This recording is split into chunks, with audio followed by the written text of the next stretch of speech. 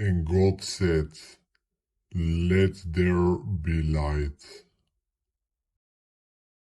Everything we know about the existence of the universe was created by something.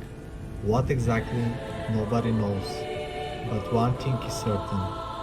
There should be a force or something superior to us. Some people call it God, and others call it science. Nobody knows exactly, but do we even have to know the answer? Are we meant to know who created everything and how he created it? Maybe we are just not ready yet. There are more stars in the cosmos than all the grains of sand on the earth. The same questions have been bothering humanity since the dawn of human time, almost like we are designed to ask these questions. Isn't it strange how we are the only species thinking about this? But are we? How can we be sure? Ancient Greeks invented the geocentric system to explain the surrounding cosmos. They thought that every object we see in the night sky was spinning around the Earth, including the universe itself. Only the Earth was not spinning. They made that conclusion based on the fourth element, Earth as being the heaviest, and that's why every object was falling back to the Earth after being thrown. After this is the water, which is lighter than the Earth, followed by the air, which is even less, and last, the sun, which represents the fire. This was the only explanation of the surroundings at that time. It was tens of decades later, more precisely in 1543, when Nicolaus Copernicus proposed the heliocentric system as opposed to the geocentric. The church at that time was the main authority and immediately banned this statement. But Copernicus played his cards well and published it on the year of his death. Only the well-educated people read about his studies, which were forbidden by the church.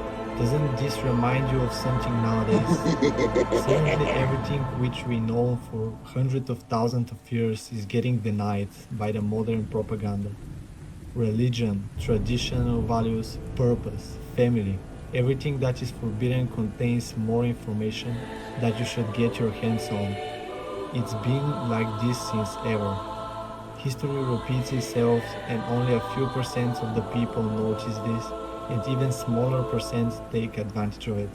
But anyways, around the same time Leonardo da Vinci found the perfect proportions of the human body through the application of geometry and mathematics. But how can he be sure that there is something perfect in the universe? Everything is born and dies, even the stars and maybe even the universe. If there's a perfect body, then who has this body? Another interesting personality is Nostradamus.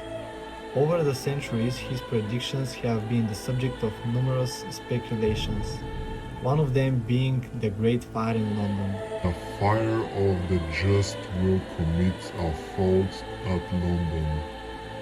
Burns through lighting of 20 trees the 6. The ancient lady will fall from her high place.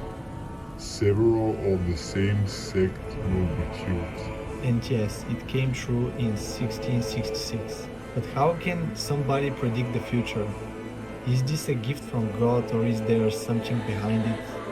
A decade later, after Copernicus, Newton found the explanation of another phenomenon which was there the whole time but nobody ever acknowledged it. The gravitation is obvious. We all know the story about the apple that fell on his head. But this is far from the end of his discoveries. Take a look at Newton's third law. For every action in nature, there is an equal and opposite reaction. If you think about why you don't have your dream life yet, it's because of the reaction based of your actions, and more precisely, you spend time eating junk food, you get fat. Simple as that. You can see how we came almost to modern times, and this is not a coincidence. Nowadays, we need God more than ever. With all the modern propaganda we are being exposed to, we should look for salvation in the wisdom of the people before us, because as we progress, we are losing touch with the Creator which lives in all of us. No matter who and why created everything, the thing that matters is that your fate is in your hands at the moment. God can help you achieve the desired results, but with the actions you take on a daily basis. Maybe it's not just a coincidence that we are here on this earth. Maybe everyone has a mission to complete in his lifetime, and then the cycle repeats itself just like history, and maybe even the cosmos, who knows? What if there's even a 1% chance of you being a product of God Himself and He wants to test you what you're capable of? Would you take the chance?